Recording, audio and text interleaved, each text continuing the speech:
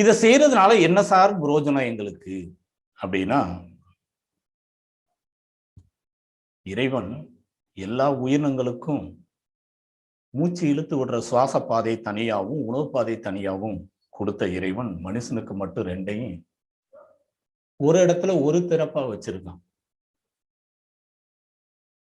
இந்த நேசல் கேவிட்டியும் வாய் வழியா போற உணவு பாதையும் ரெண்டும் தொண்டைக்குழியில ஒரு பகுதியா இருந்து ரெண்டு டியூபையும் ஒன்னா அருகருகே வச்சு இடையில ஒரு துடுப்பு வச்சிருக்கான். மூச்சை இழுத்து விடும் போது உணவுக்குழல் சுருங்கணும், மூச்சுக்குழல் விரியணும். உணவை விழுங்கும் போது, தண்ணீரை விழுங்கும் போது மூச்சுக்குழல் சுருங்கி உணவுக்குழல் விரியணும்.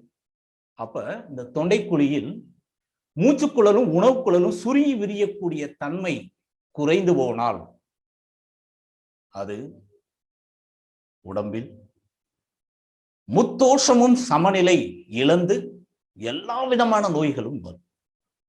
இது பிறந்த பச்சை குழந்தைக்கு கூட இந்த மூச்சுக்குழல் உணவுக்குழல் சுருங்கி விரிவதில் முரண்பாடு ஏற்பட்டு குடிக்கிற பால் நுரையீரலுக்குள்ள போய் வருஷம் முழுவதும் சளி, வாரம் ஆஸ்பத்திரி தான். குடிக்கிற தண்ணி உணவு துகள்கள் நுரையீரலுக்குள்ள போக வாய்ப்பு இருக்கும். அது புறையேறி மூக்குல வரும். இது பழகி போச்சுன்னா உள்ளே போய் தேக்கமாகும். தொடர்ந்து செஞ்சா தடவை செய்யும்போது புறையேறி வெளியில வரும். டெய்லி செஞ்சுக்கிட்டே இருந்தா அது அவ்வளவுதான் அணிச்சு செயலா விட்டுரும். எப்படி தம் அடிக்கிறவனுக்கு அந்த மாதிரி. ஃபர்ஸ்ட் தம் அடிக்கும் போது இருமல் வரும், கண்ணெல்லாம் கலங்கும், அப்படியே ஐயோ இது என்ன இப்படி இருக்கு அப்படின்னு கஷ்டப்படுவோம்.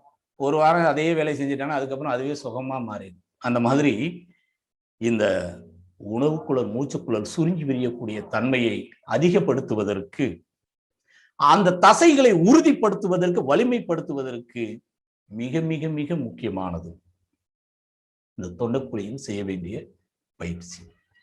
புரியுதா?